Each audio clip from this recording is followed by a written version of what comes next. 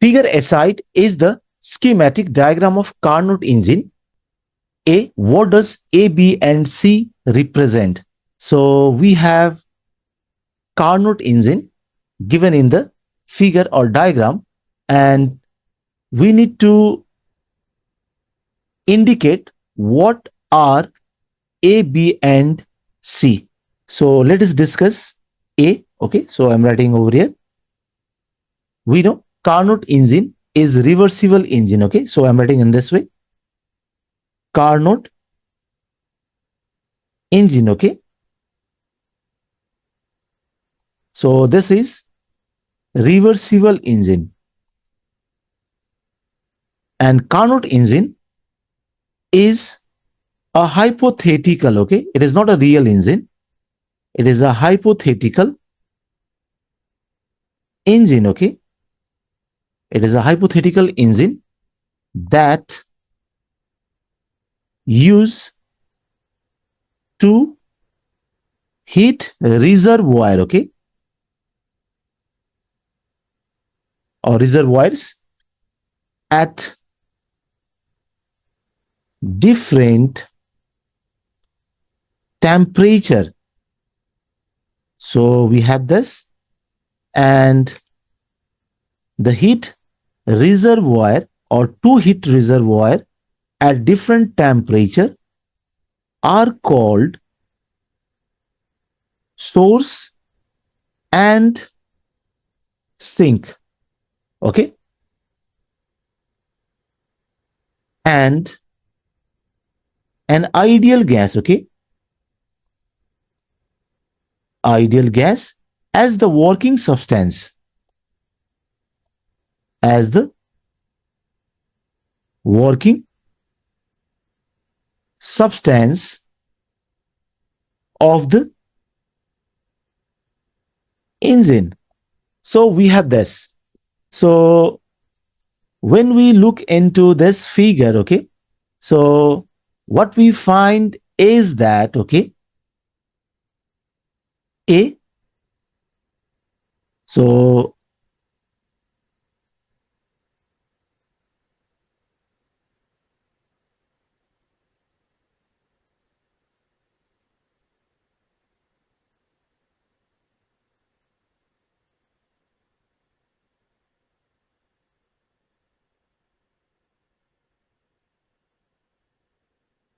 figure aside is the schematic diagram of Carnot engine. A, what does A, B, and C represent? So we have Carnot engine given in the question, okay, and we need to tell what does A, B, and C represent in this Carnot engine. Okay, so let us discuss A, and we know Carnot engine is a hypothetical engine. Okay, so I'm writing over here, Carnot engine is a hypothetical. It is not real. Okay, it is not real engine, is a hypothetical engine. Okay, that use to heat reservoir. Okay, reservoir at different temperature. Okay, so this is to be noted. So the Carnot engine use to heat reservoir at different temperature. So we have this at different temperature. Clear? And the two heat reservoir at different temperature are called source and sink. So we have this, okay? And an ideal gas as the working, okay, as the working substance of the engine. So we have this, And we know Carnot engine is reversible engine. Okay, this is to be noted. So it is reversible engine. Now the source, okay, is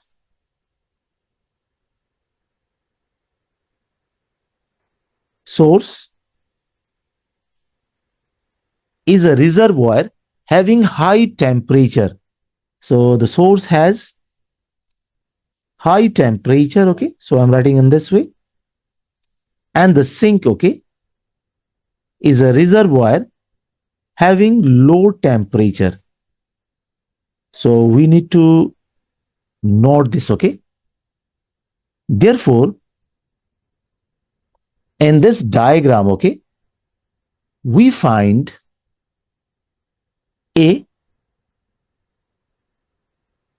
represent, we can see we have arrow pointing from A to B, okay. So A represent hot reservoir, okay, or it is called source at high temperature, okay. And B represent, okay, B represent heat engine, and C represent, okay, it represent cold reservoir, okay, or it is called sink, okay, at low temperature. So we have this. Now let us discuss B, okay. What are the physical quantities that associated in arrow 1, 2, and 3? And we know in heat engine, okay, so I'm writing heat engine absorb heat from the source. So we have this, okay, it absorbs heat from the source. Next, and it convert a part of heat absorbed into work. So I'm writing over here, converts a part of heat absorbed or absorbed into work, okay, and reject an amount of heat, okay, or reject amount of heat to sink, and reject heat to sink. So it reject heat to sink. Therefore, in this figure, okay, 1, this is associated, okay, it is associated with heat absorbed from the source. So I'm writing in this way, heat absorbed or absorbed from the source, and we can denote this by the symbol QH. So 1 represent the amount of heat absorbed, okay. So we have this. So let me write over here.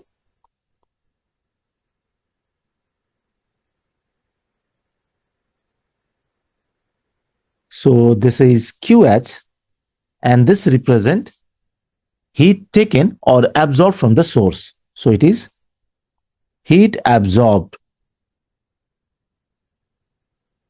from the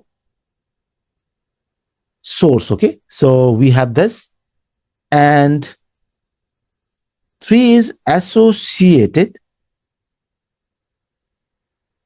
This is associated with work done, okay?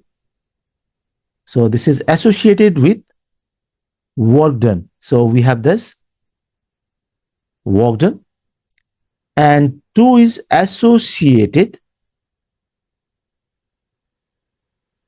This is associated with heat rejected to sink. So I'm writing this is associated with heat rejected to sink. And let us denote it by symbol QC, okay? So we have this. So I'm writing in this way, okay? Therefore, 2 represent heat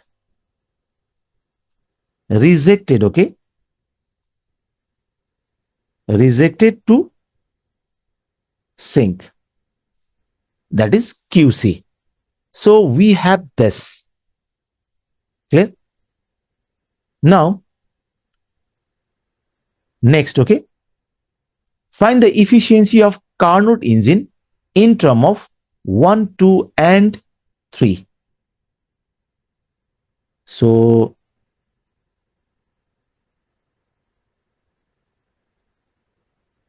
we have to find the efficiency of Carnot engine in term of 1, 2, and 3.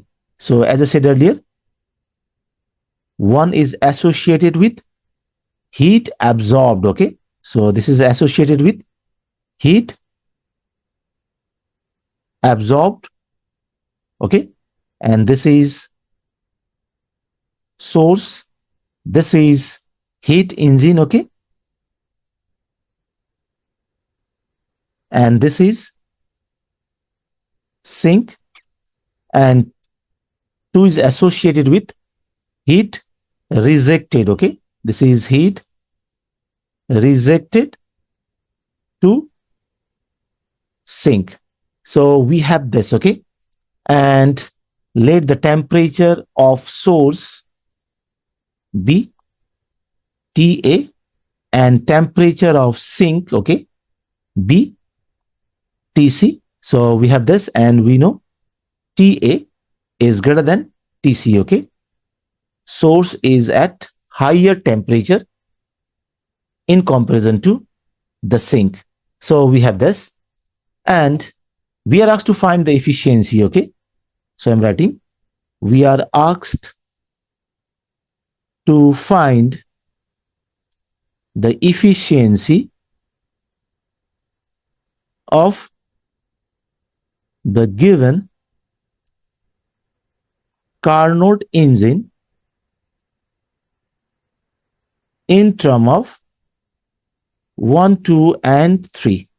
And we know, okay, in general, so I'm writing, in general, we know QC, that is heat rejected to sink, by QH, heat absorbed from the source, equals minus temperature of sink by temperature of source. So we have this. Clear? So we know this.